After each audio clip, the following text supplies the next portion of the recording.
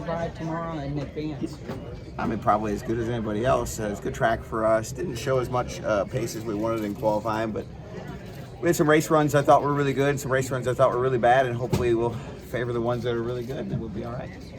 As a team owner last week, how bittersweet was seeing Chris win, knowing that didn't advance him, obviously? Yeah, I mean, certainly bittersweet. But I'm just really happy for Chris. They deserve to get a few wins earlier in the year, and some different things happened.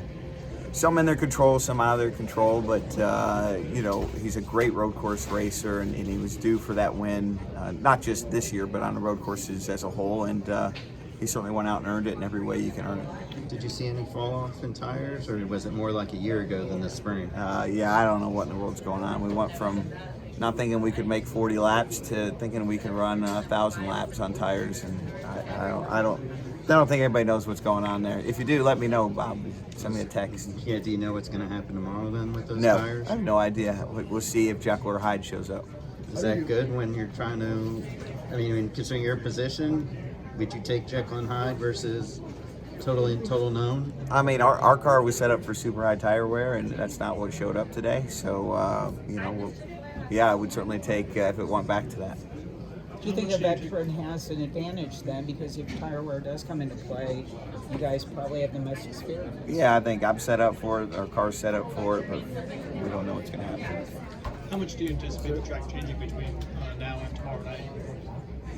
I mean, it's so hard to predict. We're all over the place. We came and tested here in March, saw super high tire wear, didn't believe it. Went ran the race and wore the tires right out. Then we came back here in August with the 17 car.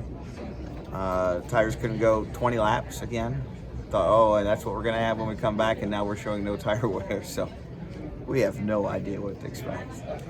Last week, did you realize how close Byron's car got to your driver's side? When I got out, yeah, and not when I was in the car. It was thoroughly in the roll cage. And so, but you didn't. So you couldn't tell that when you were you were hooked together a little bit. No, I have a really good seat in my race car, and it shields me from any of that happening. So, even if it would have penetrated the roll cage, it was going to have to penetrate the seat, and it damaged the roll cage, but didn't penetrate it, and we still had another redundant safety layer left. So, but still, not ideal. Did you, like he said that he just put in reverse and was able to back off of you? Like, he didn't even know he was on top of it. He thought he was stuck against the wall. Yeah. Could you tell what he was trying to do? Like, were you worried about I think we were both in unhooked? reverse at the same time, and I don't know if he drove off of me or I drove out from under him, but it worked, and we went on our way. You say you don't know, the tires are so unpredictable. Could you foresee tomorrow being a flip-flop where there's high wear? Or is it right now I wouldn't be shocked by anything. But, generally on a race weekend it doesn't flip. Yeah.